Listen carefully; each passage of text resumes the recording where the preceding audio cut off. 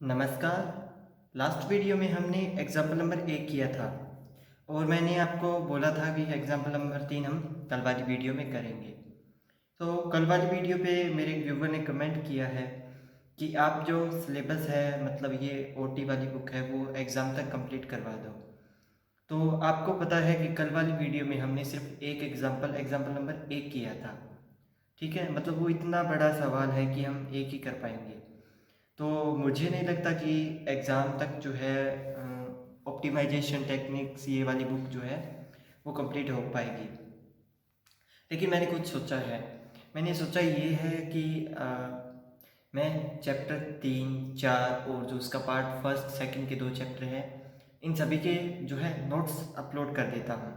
और जैसे मैंने आपको इस चैप्टर की फर्स्ट वीडियो में जो है आपको समझा दिया था एग्जाम्पल भी इसका प्रोसीजर क्या है।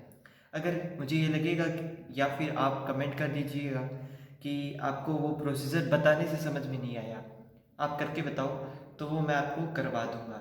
तो अभी मैं क्या कर रहा हूँ, अभी मैं जो है नोट्स जो है चैप्टर 4 के अपलोड कर रहा हूँ आज।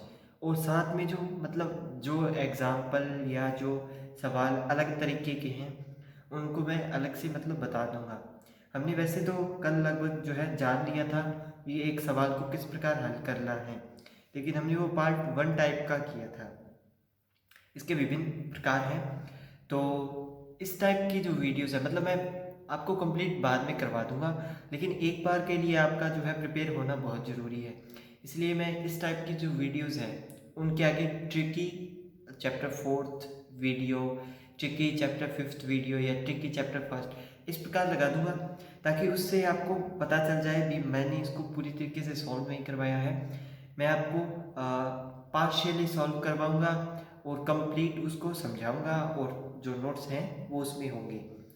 तो आज से ही हम इसकी शुरुआत करेंगे और एग्जाम्पल नंबर 3 जो है हम शुरू करते हैं। तो मैं नोट्स से ही करवाऊंगा क्योंकि सॉल्व किया हुआ भी होना चाहिए। तो ये है हमारा एग्जाम्पल नंबर 3 जिसकी हम बात कर रहे हैं। मैक्सिमम जेड दे रखा है हमें और इसके लिए जो जितने भी प्रतिबंध जो है वो यहाँ पे हमें दे रखे हैं। ठीक है, बुक में इसके अंदर थोड़ा सा मिस्टेक कर रखा है, लेकिन कोई बात नहीं। हमने यहाँ पे जो है इस एग्जाम्पल को पूरे तरीके से लिखा हुआ है, एक बार इसे देख लीजिए और फिर हमें इसे सिंप्लेक्स विधि जो से जो है सॉल्व करना होगा। तो मैं इसे बुक में भी एक बार निकाल लेता हूँ। वैसे बुक वाली ट्रिक अगर आप अपनाएंगे तो आपको समझ में भी नहीं आएगा। तो सेम वही प्रोसीजर है। सबसे पहले हमें वैल्यू को मैक्सिमाइज़ करना होगा, तो मैंने यहाँ पे जो है मैक्सिमाइज़ कर दिया है। और हाँ, बुक में बिल्कुल सही सवाल है ये। ठीक है, और इस बार हमें ये जो बी है ना साइड में, A X is equal to B, वो देखिए 100 दे रखा है तीनों में, और हमारे जो ये वेरिएबल्स हैं वो 0 से बड़े हैं। उसके बाद 7x3 तक हमने जैसे एग्जाम्पल जो फर्स्ट है इसकी फर्स्ट वीडियो आपको ज़रूर देखनी चाहिए, ताकि आपको एक बार जो टेक्निक है तरीका है वो पता चल सके। तो हमने यहाँ तक लिख लिया। उसके बाद इन वैल्यूज़ को मतलब ये साइड छोटी है, यानी न्यूनता पूरक चर या स्लैक वेरिएबल का इसमें एडिशन होगा, योग होगा। ठीक है, तो जैसे पहले में x4 ऐड हो जाएगा, इसमें x5, इसमें x6। तो जिनमें x जैसे इसमें x5 x6 नहीं होगा, इसमें x4 6 नहीं होगा, इसमें 4 5 नहीं होगा, तो उनके साथ 0 लगा के हम इसमें ऐड कर देंगे। और इसमें तीनों ही नहीं है तो 0 लगा के इसको ऐड कर दिया। ठीक है, यहाँ तक कर लिया। अब सरप्लस वेरिएबल इसमें 4 5 6 अल्फ़ा x4 x5 x6 हमने इसमें ऐड किया था। ठीक है, तो वो जो है यहाँ पे मैंने लिख दिए हैं। यहाँ पे स्लैक वेरिएबल है, ये सरप्लस नहीं है, ये मैंने गलत लिखा हुआ। ओके, तो मैं इसे अभी ठीक कर देता हूँ वरना बाद में डिस्टर्ब होगा। स्लैक, क्योंकि हम एक साइड की जो न्यूनता है उसे इक्वल कर रहे हैं, ये न्यून साइड है और ये अधिक साइड है। ठीक है, अब मैट्रिक्स ऑफ कोफिशिएंट ये बनाना ज़रूरी नहीं है, आप बनाना चाहे तो बना सकते हैं, लेकिन शुरुआती तौर पर आपको कोई गड़बड़ ना हो यहाँ पे टेबल में, इसलिए आपको ये बनाना पड़ेगा। उसके बाद टेबल 1 बनाते हैं, C B B X B B y1 y2 y3 y4 y5 y6। मैंने बताया था कि यहाँ पे जितने एलिमेंट होंगे उतने ही यहाँ पे जो है y6 होंगे, मतलब y होंगे।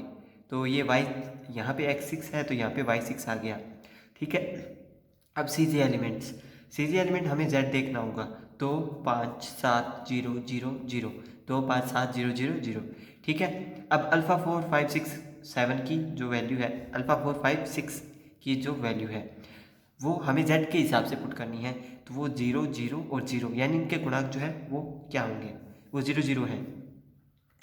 b की वैल्यू जो इनके इक्वल में है वो हमने यहाँ पे पुट की, और मैट्रिक्स ऑफ कोफिशिएंट कंप्लीटली हमने यहाँ पे उसको सेम का सेम रख दिया है। अब सबसे पहले हम जेड ज्ञात करते हैं। जेड ज्ञात करने के लिए इन तीनों का मल्टीप्लाई इन तीनों एलिमेंट के साथ, पहले इसका इसके, इसका इसके और इसका इसके साथ, और इन दोनों का तीनों का योग। उसी प्रकार सेम प्रोसीजर इन सभी के साथ होगा। हमने जेड जे फाइंड कर लिया तीनों में। अब जेड जे माइनस सी जे, यानी इसमें से इसको घटाएंगे, तो अब यहाँ पे घटाने पे हमें -7 मिला, जो कि सबसे छोटी वैल्यू है। जेड जे माइनस सी जे में सबसे छोटी वैल्यू को एंटर करवाना होता है, यानी जो y3 है, यानी अल्फ़ा 3 जो एलिमेंट है वो एंट्रिंग वेक्टर होगा, और डिपार्टिंग वेक्टर हमारा अल्फ़ा 4 होगा। सॉरी, मैंने आपको अल्फ़ा 4 पहले बता दिया, लेकिन उसके लिए भी एक प्रोसीजर है। हम क्या करेंगे, हमने जहाँ पे एंटर करवाया है उस जो अवयव है उन तीनों का भाग जो है, ये बी वाली जो लाइन है, मतलब ये जो हमें इक्वल में वैल्यूज़ दे रखी है उनमें देना होगा। तो ये 25 50 100/3 मिला, यानी ये लगभग 33 था। तो 25 वाली वैल्यू जो है वो सबसे छोटी है, ठीक है। तो हमें मिनिमम रेशियो में भी सबसे छोटी वैल्यू लेनी पड़ेगी, ठीक है। तो ये सबसे छोटी वैल्यू है, इसलिए ये एंटर कर गई। तो ये दोनों से एंटर करवाने पे हमें अभिष्ट जो है 4 मिल गया, कि एलिमेंट हमारा 4 आ गया। न्यू बेस हमारा अल्फ़ा 4 की जगह 3 आ गया, क्योंकि यहाँ पे y3 वाली लाइन में एंटर हुआ है तो अल्फ़ा 3 एंटर हुआ है, ठीक है। उसी प्रकार हम नई टेबल बनाएंगे, ठीक है। हमारा न्यू बेस आ गया अल्फ़ा 3 5 6। अब 5 अल्फ़ा 5 अल्फ़ा 6 और x5 x6 और इनकी वैल्यू सेम रखेंगे, लेकिन अल्फ़ा 3 x3 रखेंगे, और इनके साथ जो सी बी की वैल्यू होगी वो हम z से देखेंगे भी x3 का गुणांक क्या है। x3 का गुणांक 7 है, तो हमने यहाँ पे 7 रखा, ठीक है। अब हमें क्या है कि इस की एलिमेंट को 1 बना के जो है यहाँ पे पुट करना होता है। तो अब 1 तभी बनेगा जब हम पूरी जो लाइन है, पूरी पंक्ति में 4 का भाग देंगे। तो 25 3/4 1/2 1 1/4 0 0 आ गया हमारा। फिर मैंने आपको समझाया था कि जो की एलिमेंट के नीचे वाला अवयव है, ऊपर वाला अवयव हो चाहे नीचे वाला अवयव हो, हमें उन्हें 0 बनाना पड़ता है। देखिए यहाँ पे 0 बनाया हुआ है, तो उसके लिए मैंने आपको न्यू ओल्ड माइनस न्यू और मल्टीप्लाई में जो एलिमेंट है वो बताया था। यानी ओल्ड लाइन तो ये हो गई हमारी, ये ओल्ड लाइन है, इसमें से माइनस करेंगे न्यू लाइन को, और अगर यहाँ पे ये गुणांक 2 है तो इस न्यू लाइन को 2 से गुणा करके फिर माइनस करेंगे। उसी प्रकार न्यू लाइन को 3 से गुणा करके और ओल्ड लाइन में से, हाँ, इसको 3 से गुणा करके ओल्ड लाइन में माइनस करेंगे, हमें ये मिलेगा। फिर जेड जे माइनस सी जे ज्ञात करेंगे और मिनिमम रेशियो वगैरह सब फाइंड करेंगे, सेम वही प्रोसीजर है। और जब हमारा जेड जे माइनस सी जे 0 से बड़ा आ जाए तो ये जो है इनके सामने की वैल्यू इनकी वैल्यू हो गई होगी, ठीक है। यानी x3 ये होगा, x2 ये होगा, x6। मतलब अब ये ज़रूरी नहीं है कि जो हमने स्टार्टिंग में इनिशियल बेस लिया वो 0 होना चाहिए। यहाँ पे देखिए x6 जो है वो गया नहीं है, मतलब डिपार्ट नहीं हुआ है, वो यहीं पे पड़ा है। फिर भी जो है हमें वैल्यू मिल गई x2 x3 की। तो हमारे पास x1 की वैल्यू, x1 यहाँ पे आया नहीं है तो हमें 0 लेना पड़ेगा। x2 हमारे यहाँ पे 50/3 है और x3 हमारा 50/3 है। हमें जो z में समीकरण दे रखी थी यहाँ पे बस वैल्यू पुट करनी है, तो वैल्यू पुट करने पर ये हमारा इसका सॉल्यूशन आया। इसी प्रकार इसका नेक्स्ट एग्जाम्पल नंबर 4 है, आपको दिखाई दे रहा होगा। सेम वही प्रोसीजर है, पहले इनमें सिलेक्ट वेरिएबल ऐड किया है, ठीक है। सबसे पहले यहाँ तक आपको समीकरण लिखनी है, उसके बाद में वेरिएबल ऐड करना है, और फिर बाद में जो है बचे हुए अवयव जो है उनमें ऐड करने हैं। और जो अवयव मौजूद नहीं है उसको जीरो के साथ लगा के आपको लिखना होगा। तो ये मैट्रिक्स ऑफ कोफिशिएंट यहाँ पे देख लीजिए, और ये जो है नई समीकरण, मतलब ये मैं बनाना भूल गया इसलिए मैंने ऊपर बनाई है। ये नई समीकरण है, यानी ये तीसरी समीकरण। इसमें देखिए आपको x1 नहीं दे रखा है, इसलिए 0x1 2x2 plus 5x3 0x4 0x5 x6 इसमें ऐड करना था, तो वो यहाँ पे कर दिया है। अब सबसे पहले टेबल 1 बनाई हमने, सारा प्रोसीजर वही अपनाया। फिर हमने न्यू बेस आ गया अल्फ़ा फोर जो है वो चला गया, डिपार्ट वेक्टर हो गया, और अल्फ़ा 2 एंटरिंग वेक्टर हो गया। तो हमारा न्यू बेस आया अल्फ़ा 2 5 6। तो हमने जेड से अल्फ़ा 2 की वैल्यू ये जो कि 5 है वो यहाँ पे रख दी, अल्फ़ा 2 रखा, x2 रखा, इसमें के एलिमेंट को 1 बनाया, और के एलिमेंट के नीचे के एलिमेंट को हमने 0 किया, नीचे हो जाए ऊपर। फिर हमारा न्यू बेस आया, नोट्स देख लीजिए आप अच्छे से, और अगर आप स्क्रीनशॉट लेना चाहते हैं तो स्क्रीनशॉट भी ले लीजिए। मैं आपको समझा रहा हूँ, कोई भी अगर अलग चीज़ होगी तो मैं आपको उसी टाइम जो है अलग से करवा दूंगा, ठीक है। टेबल 3 बनाई हमने, टेबल 3 में भी हमें जो है नया वेक्टर जो है एंटर हुआ, डिपार्ट हुआ। टेबल 4 में जाके हमें x1 x2 x3 जो है इसके एंट्री वेक्टर हो गए, और जेड जे माइनस सी जे प्लस में आ गया। अब आती है नई चीज़, ज़्यादा भी नहीं है, नहीं है लेकिन नई है। निम्न लीनियर प्रोग्रामिंग प्रॉब्लम को हल कीजिए जहाँ पे minimum z is equal to ये है, यानी ये हमें ऑब्जेक्टिव फंक्शन उद्देश्य फलन दे रखा है, और ये जो कांस्टेंट या प्रतिबंध है वो दे रखे हैं। प्रतिबंध अभी हमें जितने प्रतिबंध दिए हैं वो सारे स्लैक वेरिएबल वाले हैं, यानी उसमें कुछ ऐड हो रहा है। माइनस वाला अभी आया नहीं है, वो आगे आएगा। यहाँ पे देखिए मैंने इन सभी प्रतिबंधों को लिख रखा है। अब सबसे पहले आपको करना क्या है, जो z है उसे मैक्सिमम करना है। मैक्सिमम कैसे करेंगे, हम जो ये z है ना इसके दोनों साइड जो है माइनस का मल्टीप्लाई कर देंगे। देखिए यहाँ पे माइनस का मल्टीप्लाई किया तो ये माइनस का x1 minus minus plus 3x2 plus minus minus का 2x3, बस इतना ही, ठीक है। जो जीरो के साथ अवयव होंगे ना x4 x5 x6, इनमें जो है माइनस का इफेक्ट नहीं पड़ेगा। अब यहाँ पे माइनस जेड की जगह मैंने जेड स्टार जो है यहाँ पे रख दिया है, ठीक है। और हमारी इक्वेशन जो है वैसे की वैसे चल रही है, यानी इनमें अगर 4 ऐड करना है 4 किया, 5 ऐड करना है 5 किया, 6 ऐड करना है 6 किया, और जिसमें नहीं है उसके साथ 0 का गुणांक लगा के और उसको लिख लिया। फिर हमने मैट्रिक्स ऑफ कोफिशिएंट बनाई, बी की यहाँ पे वैल्यू रखी। हमारा न्यू बेस जो है अल्फ़ा 4 5 6, अभी तो ये बेस जो है कंटिन्यूटी में ही है, मतलब लगातार चल रहा है, ठीक है। यहाँ तक किया, टेबल बनाई हमने, सारी वैल्यू पुट की। आशा करता हूँ कि आपको समझ में आ गया होगा।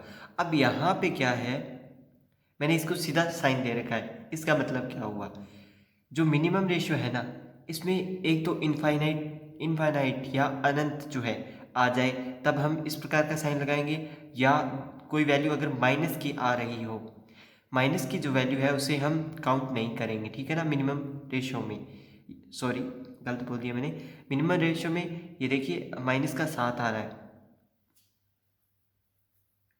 इसलिए मैंने इसको सीधा, ये तो ठीक है अभी माइनस का साइन आ रहा है, लेकिन एक चीज़ और, जो की एलिमेंट है ना हमारा वो माइनस का नहीं होना चाहिए, ये बात भी आपको ध्यान में रखनी है, ओके। अगर मान लो ये माइनस का 4 आ जाता है, तब हम यहाँ पे दूसरी वैल्यू देखेंगे जो छोटी होगी।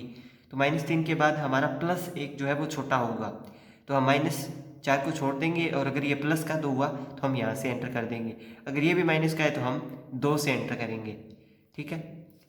इससे पहले 0 है, 3 0 है, में से किसी में भी एंटर कर सकते हैं, ये बाद की बात है, बाद में बताऊंगा आपको, ठीक है। और फिर हमने इसका ये आगे टेबल बना ली है, आप टेबल देख लीजिए। अगर आपको ये तरीका पसंद नहीं आए तो आप कमेंट कर दीजिए, मैं आपको वैसे ही जो है सॉल्व करके दिखा के फिर करूँगा, ठीक है। अगर आपको ये तरीका पसंद है लेकिन कुछ समझ में नहीं आया और वो आपको सॉल्व करके बताना हो तो मैं वैसे भी कर सकता हूँ, ठीक है। आपकी मर्जी है, आप मुझे बता दीजिए। हमने टेबल बनाई, जेड जे माइनस सी जे को जो है बड़ा ले आए, यहाँ पे की एलिमेंट भी फाइंड किया, डिपार्टिंग वेक्टर एंटरिंग वेक्टर सब कुछ लिखा, न्यू बेस भी बनाया हमने। अब यहाँ पे क्या है, x 6 के जाने से पहले या अल्फ़ा 6 के जाने से पहले ही जो है जेड जे माइनस सी जे हमारा 0 से बड़ा आ गया है। इसका मतलब हम x1 x2 x3 की वैल्यू फाइंड कर सकते हैं। तो हमारा x1 जो है वो 4 आ गया, x2 जो है वो 5 आ गया, x3 यहाँ पे है नहीं तो हमने 0 मान लिया। अब यहाँ पे एक चीज़ आपको ध्यान रखनी है, ये जो वैल्यू रखनी है ना वो आपको मैक्सिमम जेड स्टार में रखनी है, यानी जिसके साथ हमने माइनस का मल्टीप्लाई किया था।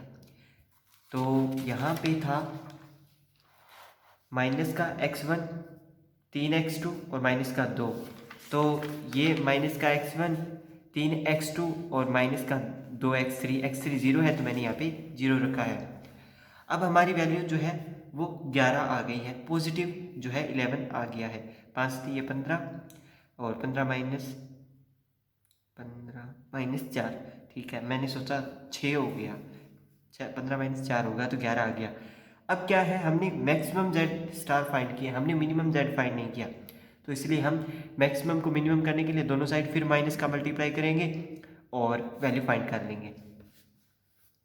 अब नई मैट्रिक्स आती है, निम्न एलपीपी को सिंप्लेक्स विधि से हल कीजिए और यहाँ पे बिगम मेथड आ रही है। यहाँ पे आपको जेड मिनिमम में दे रखा है, Z is equal to x1 plus में x2, यानी इसे हमें पहले तो मैक्सिमम करना होगा।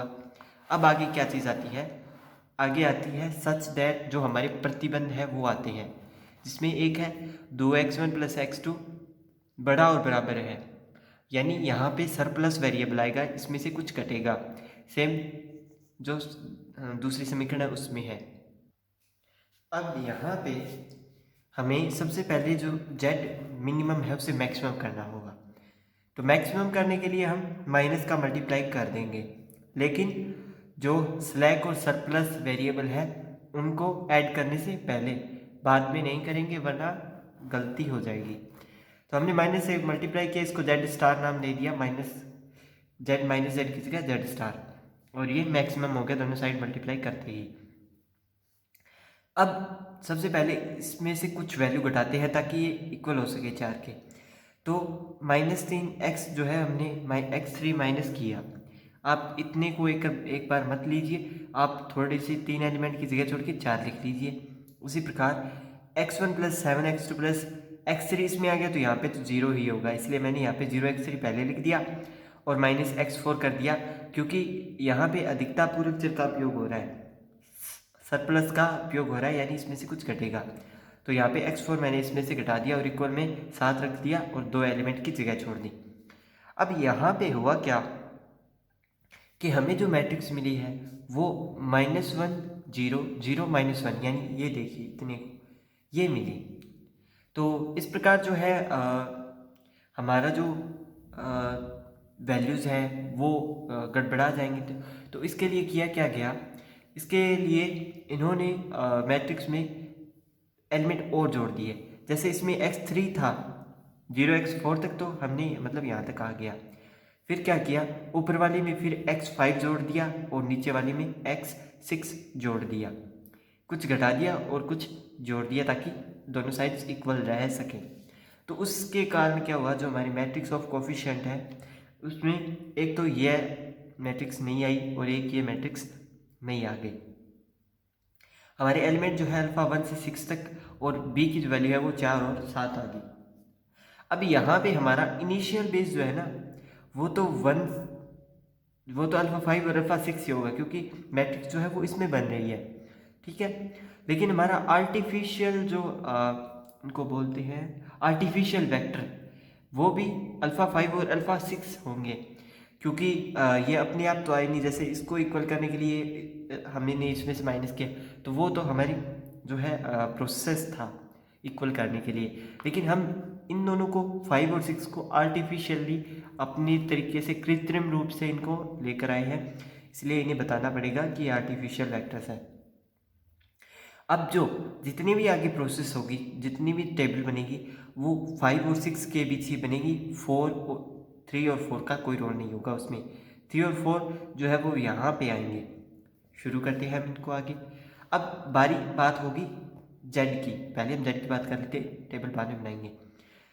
यहाँ पे 0 x3 और x4 ये माइनस हो गए, ठीक है ना, माइनस हुए प्लस हुए तो 0 लग के और वो जेड में आएंगे ही आएंगे, चाहे वो माइनस हो चाहे वो प्लस हो, वो 0 गुणा के साथ वहाँ पे लिखने ज़रूरी है।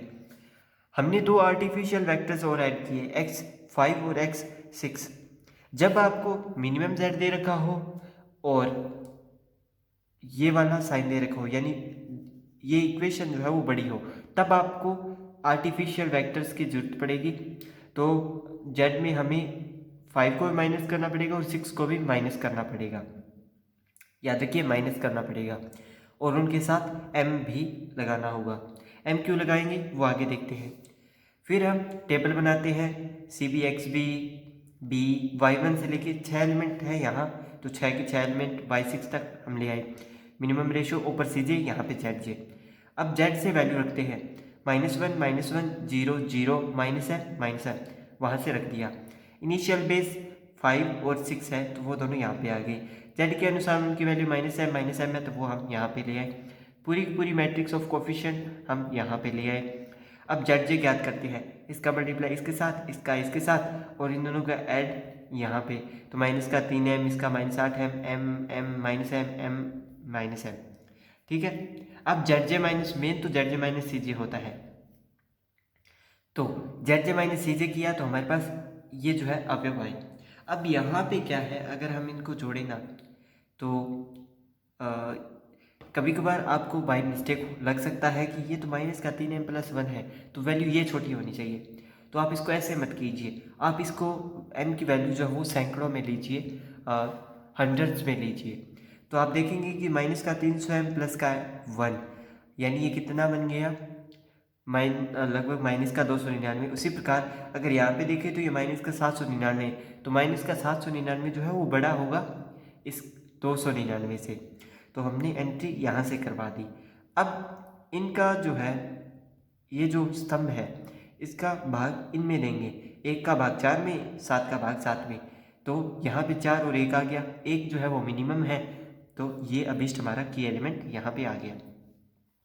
इसके बाद जो भी प्रोसीजर है वो सेम रहेगा, यानी एंट्रिंग वेक्टर और डिपार्टिंग वेक्टर की वैल्यू जो है वो यहाँ पे हमें रखनी होगी, और जो हमारा की एलिमेंट है उसे 1 और उसके ऊपर वाली वैल्यू या नीचे वाली वैल्यू को 0 बनाना होगा। बाकी प्रोसीजर सेम है। और एक चीज़ और, जैसे हमारा अल्फ़ा 6 जो है वो डिपार्ट हो गया है ना, तो y6 के बटा मतलब जो मैट्रिक्स आएगी वहाँ पे आपको कट लगा देना है। जैसे यहाँ पे हमारा अल्फ़ा 6 डिपार्टिंग वेक्टर है, तो इस 0 की जगह भी कट और 1 की जगह भी कट, यहाँ पे भी कट और यहाँ पे भी कट, मतलब इसका हम यूज़ नहीं कर सकते हैं। उसी प्रकार टेबल 3 में क्या है, y5 डिपार्टिंग वेक्टर हो गया और एंट्रिंग वेक्टर हमारा अल्फ़ा 1 हो गया। तो ये दोनों का जो है इन दोनों का जो है यूज़ नहीं कर सकते। ऐसा इसलिए क्योंकि अगर इन दोनों में से एक भी माइनस का m आ गया ना, तो हमारा जेड जे माइनस सी जे वो कभी पॉजिटिव नहीं आएगा, इसलिए इनको कट कर दिया जाता है। हमारा यहाँ पे जेड जे माइनस सी जे पॉजिटिव आ गया है, और x1 की वैल्यू ये है, x2 की वैल्यू ये है। पहले हमें माइनस वाले में रखनी होगी, यानी जेड स्टार में, फिर हमारी वैल्यू आ गई। अब दोनों साइड फिर माइनस का मल्टीप्लाई करेंगे ताकि हमें मिनिमम जेड जो है वो मिल सके, वो भी पॉजिटिव में। अब देखिए नई जो अलग तरीके का एग्जाम्पल, निम्न एलपीपी को सिंप्लेक्स विधि से हल कीजिए। यहाँ पे आपको मिनिमम जेड दे रखा है, एक समीकरण इक्वल में दे रखी है, एक समीकरण बड़ी और एक समीकरण छोटी।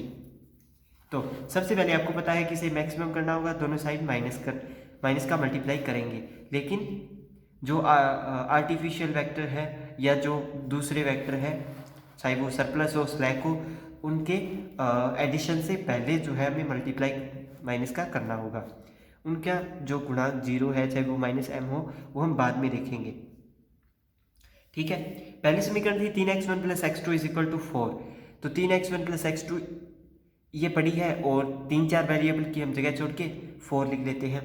दूसरी समीकरण 2x1 + x2 बड़ा और बराबर है 3 से, यानी ये साइड बड़ी है, तो बड़ी है तो इसमें से कुछ घटा देंगे और बाकी एलिमेंट की जगह छोड़ के हमने 3 को इक्वल में रख दिया।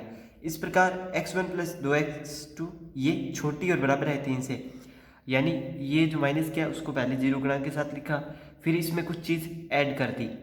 ठीक है, ऐड कर दी ताकि ये जो है छोटी थी ये वाली साइड, तो ये इसके इक्वल हो सके। ठीक है, यहाँ पे हमने इसको 3 के इक्वल कर दिया है। अब मेन चीज़ आती है कि यहाँ पे 0x3, 0x4, x5 को एक बार भूल जाइए, 0x6, ठीक है। मान लो ये सभी जीरो के साथ हम लिख देते हैं। असल में देखेंगे ना तो यहाँ पे x5 तक ही एलिमेंट बनेंगे, लेकिन ये जो मैट्रिक्स है ना, इसमें यह जो हमारी इकाई मैट्रिक्स है वो वर्ग मैट्रिक्स बननी चाहिए। इकाई मैट्रिक्स का मतलब या तो 1 0 0 1 या फिर 1 0 0 0 1 0 0 0 1। इकाई मैट्रिक्स तो बननी ही चाहिए, चाहे वो किसी भी हाल में बने, चाहे हमें बनानी पड़े। इसलिए हम आर्टिफिशियल वेरिएबल को ऐड करते हैं। तो इनमें माइनस किया तो हमें पता है कि इसमें कुछ प्लस भी करना पड़ेगा, लेकिन सबसे पहले बात आती है यहाँ पे, क्योंकि हमें मैट्रिक्स बनानी है तो हमें x जो है उसमें ऐड करना पड़ेगा। तो मैंने x5 जो है इसमें ऐड कर दिया। और दूसरी समीकरण है, इसमें हमें x6 ऐड करना पड़ेगा, क्योंकि माइनस तो हमने कर लिया लेकिन ऐड हमने इसमें कुछ किया ही नहीं है। तीसरी समीकरण में हमें कुछ ऐड करने की ज़रूरत नहीं है, क्योंकि हमने x4 पहले से ही ऐड कर दिया। हमारी 6 गुणांकों की समीकरण बन गई और हमारी मैट्रिक्स ऑफ कोफिशिएंट भी बन गई। हमारे b की वैल्यू है 4 3 3। इनिशियल बेस हमारा 5 6 4। ये किस लिए? ऐसा इसलिए क्योंकि जो वर्क मैट्रिक्स होती है उसमें सबसे पहले ये लाइन आती है, और 1 कहाँ की वैल्यू है? 1 x5 की वैल्यू है। 1 का गुणांक x5 के साथ है। ये देखिए यहाँ पे 1 जो गुणांक है वो x5 के साथ है, उसके बट्टा में 0 0 है, इसलिए अल्फ़ा 5 पहले आया। उसके बाद है अल्फ़ा 6। अल्फ़ा 6 यहाँ पे इसलिए है क्योंकि 1 0 0 के बाद 0 1 0 वाली जो है कॉलम आती है इकाई मैट्रिक्स में, इसलिए ये 0 1 0, ठीक है, यहाँ तक आ गया। अब आएगी x4 या अल्फ़ा 4, क्योंकि यहाँ पे x4 जो है वो यहाँ पे है 0 0 1, ये लास्ट में आती है जो कि यहाँ पे है, इसलिए हमने अल्फ़ा 4 को लास्ट में रखा है। मैट्रिक्स ऑफ कोफिशिएंट में कोई भी फर्क नहीं पड़ता है। फर्क पड़ता है तो इनिशियल बेस में पड़ता है और टेबल में वैल्यूज़ रखते वक्त पड़ता है। टेबल में वैल्यूज़ जो है इस प्रकार रखी जाती है, मतलब यहाँ से इस साइड से चलेंगे और इस ओर, तो हमने वैल्यू रखी 5 6 और 7। टेबल देख लीजिए आप, कोई चेंज नहीं किया है, सेम की सेम हमने टेबल इसमें रख दी।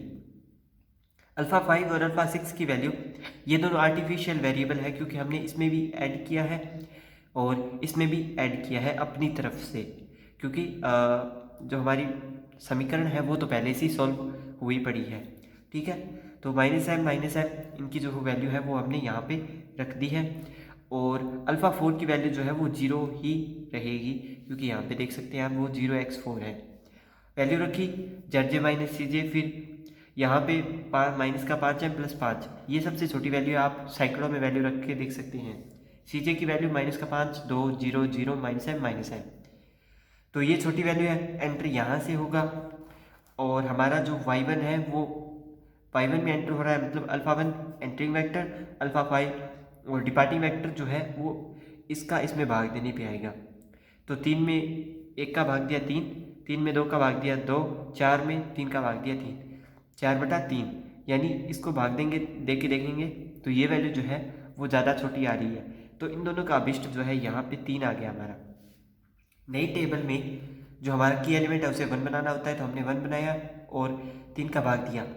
अब जो है अल्फ़ा 5 जो है हमारा, मतलब ये बाहर निकल रहा है, तो y5 की जो लाइन होगी ना उस पूरी लाइन में कट लग जाएंगे।